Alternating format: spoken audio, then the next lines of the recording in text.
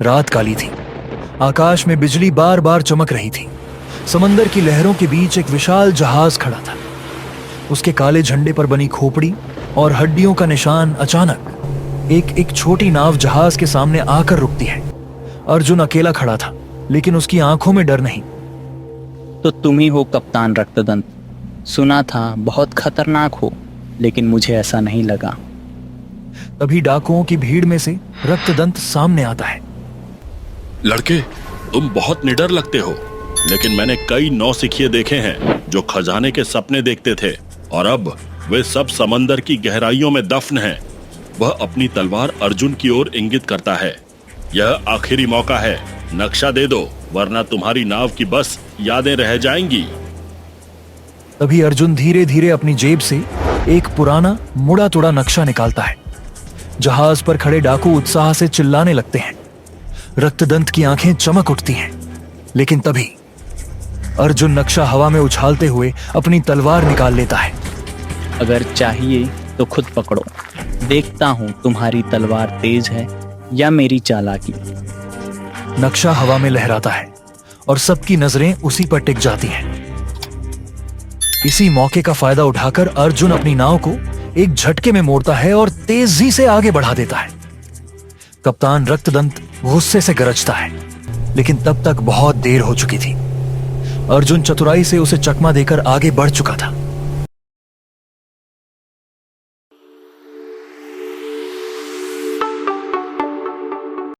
रात का सन्नाटा। अर्जुन अपनी झोपड़ी में बैठा एक पुराना संदूक खोलता है। अंदर एक पीला जर्जर नक्शा पड़ा है। यह वही नक्शा है, कालकूट द्वीप का असली रास्ता। सदियों से लोग इस खजाने की बातें करते रहे हैं, लेकिन कोई इसे ढूंढ नहीं पाया। अगर यह सच में मौजूद है तो इसे खोजने वाला मैं बनूंगा।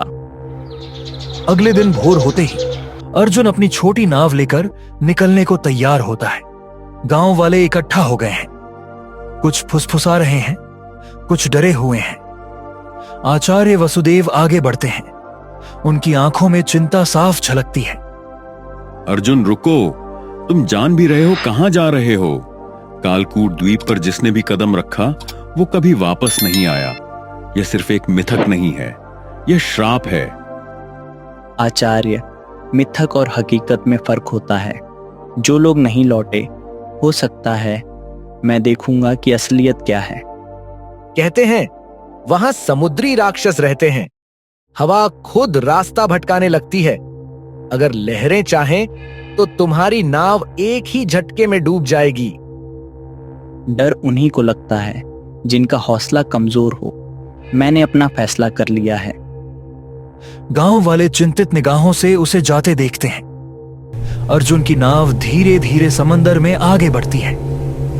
दूर क्षितिज पर बादल घिरने लगते हैं, जैसे कोई अनजान साया उसका इंतजार कर रहा हो। नाव समंदर में आगे बढ़ती है। अचानक तूफान आता है। अर्जुन संघर्ष करता है, लेकिन नाव आगे बढ़ती रहती है। गहरी रात। समंदर में तूफानी लहरें उठ रही हैं। अर्जुन की छोटी नाव आगे बढ़ रही है, लेकिन अचानक एक विशाल जहाज उसकी राह रोक लेता है। कप्तान रक्तदंत आ चुका है। देखो जरा, एक बच्चा अकेला समंदर में घूम रहा है और मैं सोच रहा था कि असली खतरा कोई बड़ा योद्धा होगा। उसकी तलवार चांदनी में चमकती है। तो बताओ लड़के, क्या तुम्हें भी खजाने का पता चल गया या सिर्फ अपनी कब्र खुद खोदने आए हो? अगर तुम्हें इतना ही यकीन है कि खजाना असली है तो खुद जाकर ढूंढ लो। लेकिन तुम्हें क्या लगता है सिर्फ धमकियों से रास्ता मिल जाएगा? मैं धमकियां नहीं देता, मैं सिर्फ सच बोलता हूं। मैंने कितनों को इस समंदर में दफना दिया है, गिनती तक भूल चुका हूं। लेकिन तुम तो सीधे मेरी मौत को दावत देने आए हो। तो तुम्हें बस यही चाहिए, है ना? वह नक्शे को हवा में लहराता है। रक्तदंत की आंखें चमक उठती हैं। यही असली नक्शा है ना? अगर इसे पकड़ सकते हो तो पकड़ लो। वह नक्शा हवा में उछाल देता है। रक्तदंत और उसके लोग लपकने की कोशिश करते हैं। इसी दौरान अर्जुन अपनी नाव को तेजी से आगे बढ़ा देता है। रक्तदंत नक्शा पकड़ने के लिए झपटता है, लेकिन तब तक अर्जुन लहरों के बीच गायब हो चुका होता है। रक्तदंत गुस्से में दहाड़ता है, लेकिन अब बहुत देर हो चुकी थी। अर्जुन चालाकी से उसे धोखा देकर आगे बढ़ चुका था। अर्जुन कई दिनों तक समुद्र में संघर्ष करता रहा। तूफान, लहरें और थकान सबसे जूझते हुए आखिरकार धुंध के पीछे एक रहस्यमयी द्वीप दिखाई देता है। काली चट्टानों से घिरा, पेड़ों से ढका और रहस्यमयी कोहरे में लिपटा हुआ, यह था कालकूट द्वीप। अर्जुन नाव से उतरता है। हवा में एक अजीब सी सरसराहट है, जैसे कोई फुसफुसा रहा हो। तो यह है कालकूट द्वीप, सदियों पुराने खजाने की जमीन। जो यहां तक पहुंचा वो कभी लौट नहीं सका, लेकिन अब मैं यहां हूं। वह साहस भरी मुस्कान के साथ आगे बढ़ता है। अर्जुन घने जंगल में कदम रखता है। पेड़ों के बीच अजीब आकृतियां दिखती हैं, जैसे कोई छुपकर उसे देख रहा हो। तभी उसके पैर के नीचे की जमीन कांपती है। यह क्या? अचानक जमीन धंस जाती है और वह तेजी से नीचे गिरता है। वह अंधेरे में गिरता चला जाता है, धूल उड़ती है। जब गिरना रुकता है तो अर्जुन खुद को एक विशाल गुफा में पाता है। टॉर्च चलाता है। उसके सामने सोने चांदी से भरी अनगिनत पेटियां हैं। उनकी चमक उसकी आंखों में पड़ती है। यह सच में असली खजाना है, सदियों से छिपा, और अब यह मेरे सामने है। वह एक सोने का सिक्का उठाता है, लेकिन तभी गुफा में कदमों की आवाज गूंजती है। अर्जुन पलटकर देखता है। कप्तान, रक्तदंत और उसके डाकू अंदर घुस रहे हैं। मशालों की रोशनी में उनकी काली परछाइयां भयानक लग रही हैं। रक्तदंत के चेहरे पर शातिर मुस्कान है। शाबाश लड़के, तुमने मेरे लिए रास्ता खोल दिया। लोग कहते हैं मैं चालाक हूँ, लेकिन आज लगता है तुमने मेरा ही खेल मुझ पर खेल दिया। वह अपनी तलवार निकालता है। अब खजाना मेरा हुआ। इतनी जल्दी नहीं कप्तान, ये खजाना मेरा है और इसे ऐसे ही किसी के हाथ नहीं लगने दूंगा। अर्जुन अचानक गुफा की दीवार पर बने एक छुपे लीवर को खींचता है। गुफा की दीवारें थरथराने लगती हैं।